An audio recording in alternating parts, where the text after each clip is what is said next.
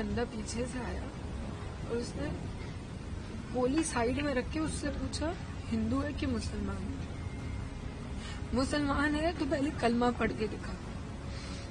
जैसे हमें पता ही नहीं, हम पीछे पलट के देखे हो क्या रहा है, हम उसकी तरफ स्माइल करके पूछे भैया क्या हुआ, यार हिंदू है मुसलमान, मैंने कहा हिंदू, मार दिया।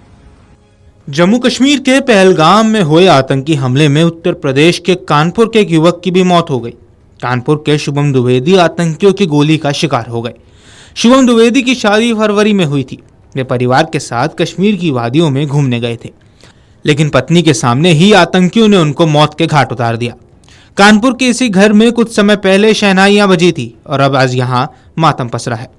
पहलगाम आतंकी हमले के आतंकवादियों ने बिना वजह दर्जनों लोगों को मौत के घाट उतार दिया। इनमें से एक थे कानपुर के रहने वाले शुभम द्विवेदी। अब शुभम की पत्नी के हवाले से जो कहानी सामने आई है वो रूह कपा देने वाली है।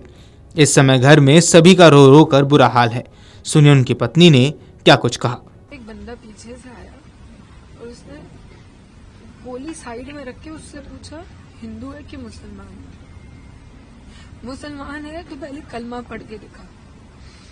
जैसे हमें पता ही नहीं, हम पीछे पलट के देखे हो क्या रहा है, हम उसकी तरफ स्माइल करके पूछे भैया क्या हुआ, यार हिंदू है मुसलमान, मैंने कहा हिंदू, मार दिया। और मैं और शुभम बैठ के मैगी खाने जा रहे थे। शामदी मेरी बहन थोड़ा दूर बैठी थी और पापा मेरे वॉशरूम में थे। उतनी देर में एक बंदा पीछे से आया और उसने गोली साइड में रख के उससे पूछा हिंदू है कि मुसलमान है। मुसलमान है तो पहले कलमा पढ़ के दिखा। जैसे हमें पता ही नहीं, हम पीछे पलट के देखे हो क्या रहा है, हम उसकी तरफ स्माइल करके पूछे भैया क्या हुआ, यार हिंदू है मुसलमान, मैंने कहा हिंदू, मार दिया। पहली गन उसी पे चलाई, उसके बाद 70 लोगों को मार दिया। क्यों मार दिया? हिंदू मुसलमान बने हुए बने हुए।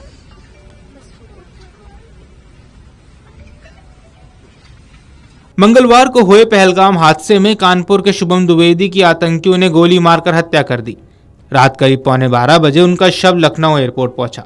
इस मौके पर पुलिस के साथ शीर्ष प्रशासनिक अधिकारी भी मौजूद रहे। शव के पहुंचने के बाद यहां भारी मात्रा में भीड़ जमा हो गई। पार्थिव शरीर को लखनऊ से सड़क मार्ग से कानपुर ले जाया गया। कल कानपुर में शव का अंतिम संस्कार होगा। इस मौके पर डिप्टी सीएम ब्रिजेश पाठक एयरपोर्ट पहुंचे। वहां उन्होंने परिजनों से मुलाकात की। शुभम के साथ नेपाल के युवक सुदीप न्यूपाने का भी शव एयरपोर्ट पहुंचा। लखनऊ एयरपोर्ट से उतरने के बाद उसे सड़क मार्ग से नेपाल पहुंचाया जाएगा। शुभम द्विवेदी कानपुर के महाराजपुर थाना क्षेत्र के हाथीपुर रघुवीर नगर के रहने वाले थे। उनके पिता संजय द्विवेदी कानपुर में सीमेंट का व्यवसाय करते हैं। वे पूरे परिवार के साथ कश्मीर गए थे, लेकिन आतंकियों का शिकार बन गए। शुभम की हत्या की पुष्टि थाना अध्यक्ष महाराजपुर संजय पांडे ने की है। मृतक का घर थाना चकेरी क्षेत्र के श्यामनगर में भी है। शुभम की हत्या की खबर से कानपुर में मौजूद उनके परिवार के लोग सदमे में हैं। जानकारी के मुताबिक शुभम अपनी पत्नी और माता पिता समेत परिवार के अन्य सदस्यों के साथ कश्मीर घूमने गए थे। दोपहर को 3 बजे करीब जो उनके चाचा ने हालचाल जानने के लिए शुभम के पिता को फोन किया तो उन्होंने इस घटना के बारे में बताया।